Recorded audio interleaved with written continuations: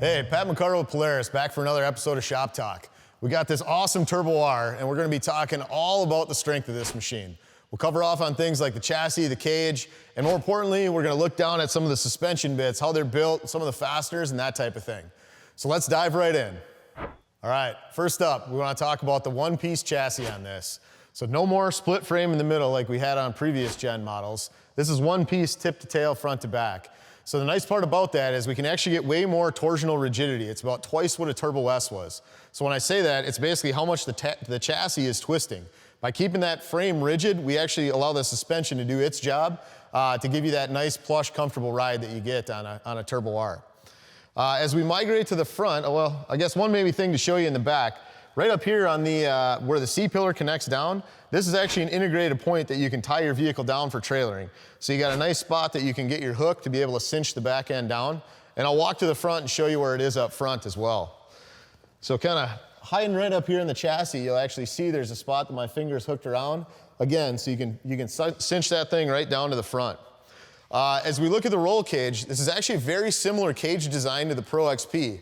But because we redesigned the front end of this, hidden underneath this A-pillar cover, which I'll pull off, and it'll be kind of a pain to get back on later, but what you see here is that the bolts, this joint is actually rotated 180 degrees on the Turbo R versus a Pro XP. So the cage itself is actually a unique part, so if you're ever going to do a cage swap or replacement, just realize that a Pro XP cage and a Turbo R are different due to this A-pillar touchdown point.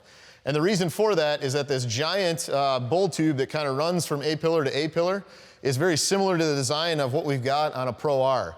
So when you go down and look at the rest of the front of the frame here, you can actually see that we've got tubes running all the way around this front drive. So this whole front bulkhead section is actually designed with tubular steel versus some of the castings that the Pro XP uses. So we get a little stronger front end, and it's a little easier to integrate the giant beefy A-arms that you get on the Turbo R. One last point on the cage. When you think about how we design chassis and cages, we actually think about the roll cage as part of the chassis structure. So even though these two things bolt together, think about it as one unified structure where the cage is actually adding structure to the main frame. So again, much like a Pro, as you go back from the A to the B to the C pillar, this is one tube tip to tail, and then the crossbars bolt in on this model. Next thing, since we're up here in the front end, let's talk about all the beef and strength that you get up on this front suspension. So when you look down here, you got these nice boxed, fully welded steel A-arms, both the upper and the lower, right? We've got super strong steering components in here. We got a nice three-piece stabilizer bar. And we'll jump into the performance of this front suspension in the next episode, but for now, we really want to focus on the strength this vehicle offers. As we look out to the outside of the wheel then, you can see we've got these 5-bolt unitized hubs, and we'll show you, a little bit of a zoom in on the back. We already talked about the brakes and all that, so let's wander back to the back so you guys can actually see kind of what this stuff looks like torn apart. So if you look down here in the middle, kind of this shiny surface sticking through is actually a unitized hub. So this has actually got a pressed end bearing along with the hub as one assembly, so you never have to worry about servicing it. If you ever have to replace it, you basically unbolt 4 screws in the backside after you take the axle, toss it out, put a new one on, and the nice thing is the hub is the same all the way around. Again, we talked about having a 5-bolt hub pattern here. We get way more strength out of that. What people don't realize is as these vehicles have gotten more capable, when you hit stuff on the off-road terrain, it actually puts way bigger loads into the chassis. So with those giant 32-inch tires, you don't notice it from the driver's seat, but there's a lot more that this actual suspension on a Turbo R has to absorb than previous Razor models. So the 5-bolt pattern actually helps keep those lugs in place and not having to blow apart. The other thing that we did to upgrade here was went to M14 Fasteners on the suspension. So if you look at like the upper knuckle, the tie rod, this Maxlink, where the shock bolts, all of those have been upgraded because we needed that level of clamping performance on those joints. And you can also see how they're pretty much all in double shear, meaning you've got support on both sides of the joint and the bolt's not just cantilevered hanging off one end. Again, even here where you see, we got stuff on both sides. When you go to the inside, you got frame and the doubler plate on the back. On the shock, you got plates on both sides. So overall, this is a super strong suspension setup, really gonna be capable of, delivering what the off-road's gonna throw at you. And as long as you don't drive over your skill level, this machine's gonna take you for miles of smiles to come. So what goes into the construction of making a rear trailing arm for a Turbo R? Well, I'll tell you what, these things are super beefy, and I got one off a vehicle. Let me walk over and show it to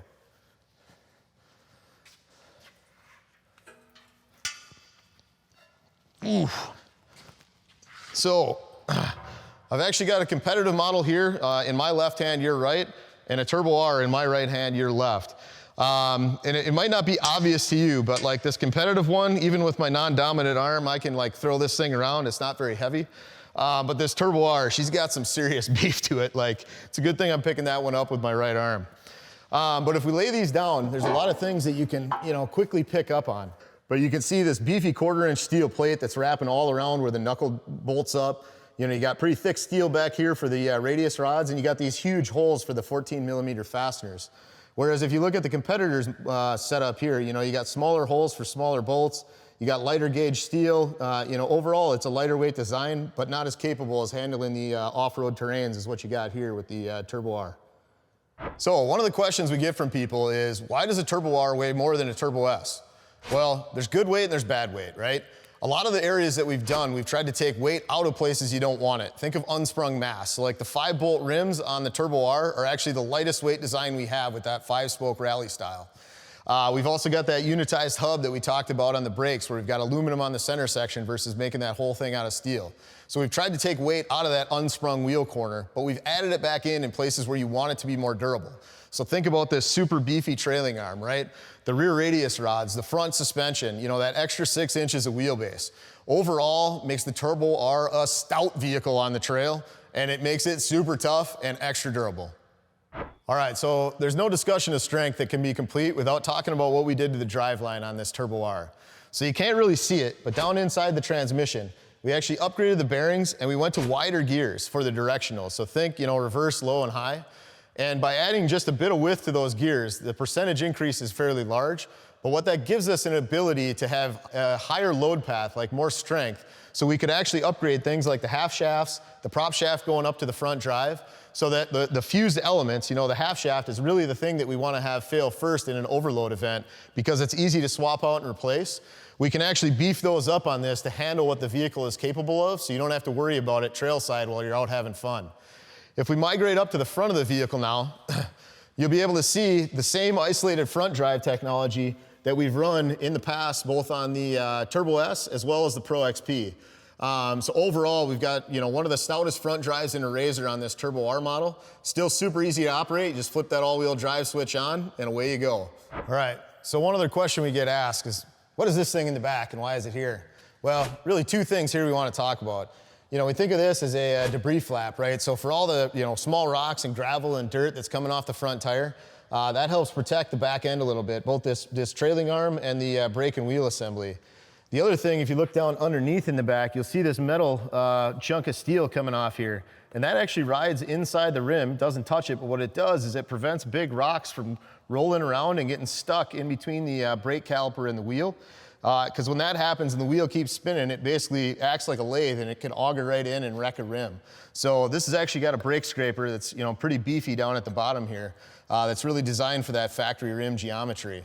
So, overall, just want to wrap another episode of Shop Talk here. We talked all about strength on the Turbo R. We went through the whole back end, suspension, talked the trailing arms, the cage, the, chassis will be in one piece. So make sure you click that like button and subscribe and add some comments for what you want to see in the future.